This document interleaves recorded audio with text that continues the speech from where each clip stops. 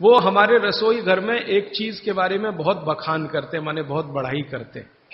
वो ये कहते हैं कि जो लोग खाने के बाद पान खाते हैं चूना मिलाकर, वो जिंदगी भर वात के रोगी होंगे नहीं। जो खाने के बाद पान खाते हैं चूना मिलाकर, वो जिंदगी भर वात के रोगी होंगे नहीं। माने चूना, वो बोलते हैं, सबसे बेहतरीन वातनाशक औषधि है। मेथी का दाना तो है ही, चूना उससे थोड़ा 1 डिग्री ऊपर है। मेथी दाने से चूना सबसे अच्छी वातनाशक औषधि है। चूने के बारे में भागवत जी का बहुत बहुत रिसर्च है, बहुत रिसर्च है। और वो ये कहते हैं कि ये भगवान की दी हुई प्रचंड मात्रा में अद्भुत ऐसी चीज है जो आपके वात के सब रोगों को दूर करेगी। माने घुटने दुखते हैं, कमर दुखती है, कंधा दुखता है, चूना खाइए। फिर वो कहते हैं कि इतना ही नहीं, शरीर में कैल्शियम जो है ना, कैल्शियम ये एक घटक है, माइक्रो न्यूट्रिएंट इसको कह सकते हैं अंग्रेजी में, सूक्ष्म पोषक तत्व है। ये कैल्शियम के बारे में जो गंभीर बात है आज के विज्ञान के हिसाब से, जो मैं कहना चाहता हूं, भागवत जी ने तो 3500 साल पहले कह दिया, आज का विज्ञान उसको प्रूव कर रहा है, कंफर्म कर रहा है। वो ये कि कैल्शियम की कमी अगर शरीर को है तो आपको 20 नहीं 50 बीमारियां आएंगी। कैल्शियम की कमी अगर है शरीर को तो 50 बीमारियां आएंगी। क्या क्या आ सकता है? हर तरह का दर्द आपको होगा, हर तरह का, मांसपेशियों का दर्द, हड्डियों का दर्द, सब तरह का। हड्डियों की जितनी विकृतियां हैं वो सब कैल्शियम की कमी से आएंगे। हड्डियों के जितने रोग हैं वो सब कैल्शियम की कमी से आएंगे। फिर वो कहते हैं कि रक्त के बहुत सारे रोग कैल्शियम की कमी से आते हैं, रक्त के रोग, खून की बीमारी। फिर वो कहते हैं कि बहुत सारे कफ के रोग कैल्शियम की कमी से आते हैं। तो कैल्शियम कम नहीं होने देना चाहिए। जो विज्ञान आज का कहता है, आधुनिक विज्ञान ये कहता है कि कैल्शियम वो माइक्रो न्यूट्रिएंट है, वो सूक्ष्म पोषक तत्व है जिसके शरीर में रहने पर ही दूसरे सूक्ष्म पोषक तत्व उपयोगी होते हैं। ये 12-15 साल का रिसर्च है, एक वाक्य में मैंने खत्म कर दिया। कैल्शियम की उपस्थिति में ही बाकी सभी सूक्ष्म पोषक तत्व उपयोगी होते हैं। इसका मतलब यह है कि अगर आपको शरीर में विटामिन सी का असर देखना है तो कैल्शियम चाहिए, विटामिन ए का असर देखना है तो कैल्शियम चाहिए, विटामिन बी का असर देखना है तो कैल्शियम चाहिए, अगर विटामिन डी का असर देखना है तो भी कैल्शियम चाहिए, विटामिन के का असर देखना है तो भी कैल्शियम चाहिए, प्रोटीन अच्छे से आपके शरीर को काम में आए तो कैल्शियम चाहिए, कार्बोहाइड्रेट्स ठीक से आपके शरीर को मदद करे तो कैल्शियम चाहिए, फैट्स आपके शरीर में डिसॉल्व होते रहें और जहां जरूरत है वहां लुब्रिकेशन में मदद करते रहें तो कैल्शियम चाहिए।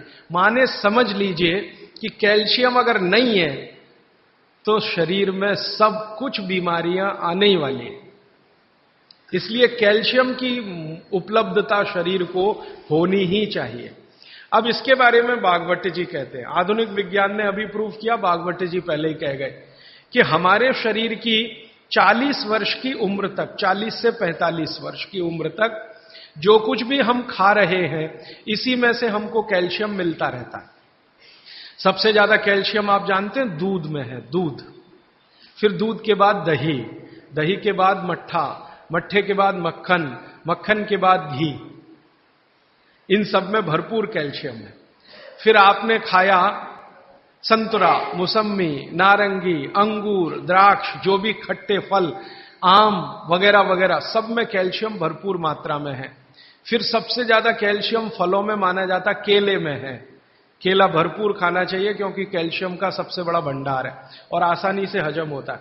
तो ऐसे जो फल हैं इनका जो कैल्शियम है ये 40-45 साल तक हमें आसानी से मिलता रहता है, क्योंकि शरीर की जो बायोकेमिस्ट्री है 40-45 साल तक एकदम दुरुस्त और तंदुरुस्त रहती है, जठर अग्नि भी तीव्र रहती है, बाकी सब फंक्शन ठीक है।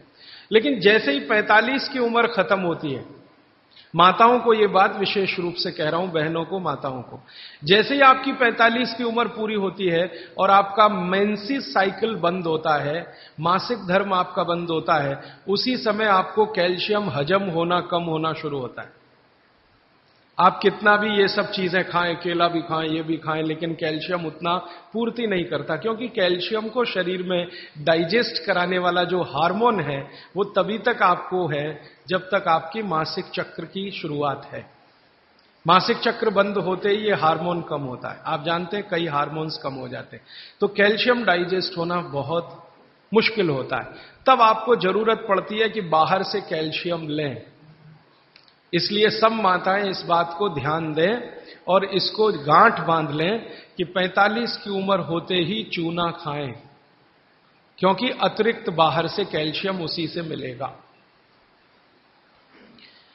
चूना जरूर खाएं आप सबके लिए, और आपको भी है चूना खाएं, क्योंकि आपकी उम्र भी 45 की जब पूरी होगी तो ये जो कैल्शियम है वो आपके लिए पर्याप्त नहीं है जो फलों से और सब्जियों से आ रहा है, कुछ अतिरिक्त चाहिए।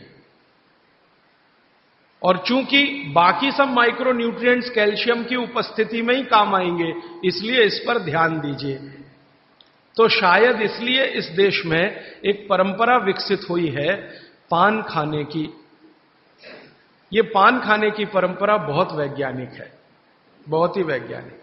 जिसने भी शुरू की वो बागभट्ट का पक्का चेला रहा होगा, बहुत समझकर उसने ये शुरू की। और ये अद्भुत है। अद्भुत मैं इसलिए कह रहा हूं कि भारत की सब जातियों में उत्तर से दक्षिण, पूरब से पश्चिम ये परंपरा है। कहीं भी चले जाओ, आप सिक्किम में चले जाओ, अरुणाचल में चले जाओ, वो भी पान खाते हैं। और आप धुर दक्षिण में आ जाओ तो यहां भी है, उत्तर में चले जाओ, कहीं भी चले जाओ। तो ये पान खाना भारतीय सभ्यता का एक बहुत महत्वपूर्ण अंग है जो स्वास्थ्य से जुड़ा हुआ है। बस ध्यान इतना ही रखिए कि पान जो है चूने का ही खाना है। पान जो है चूने का ही खाना है। पान कभी भी कत्थे वाला ना खाएं, क्योंकि कत्था आपके लिए उतना उपयोगी नहीं है। कत्था स्वाद के लिए आप उपयोग करते हैं, चूना औषधि के लिए उपयोग करते हैं। ये बात मैं एक बार पहले भी कह चुका हूं, आज फिर से इसलिए कह रहा हूं कि कुछ नए चेहरे मैं देख रहा हूं। कल बहुत सारे नए और आज भी बहुत सारे नए चेहरे आए हैं। अब वो ये जरूरी बात से वंचित रह जाएं, इसलिए मैंने ये दोबारा से कहा है।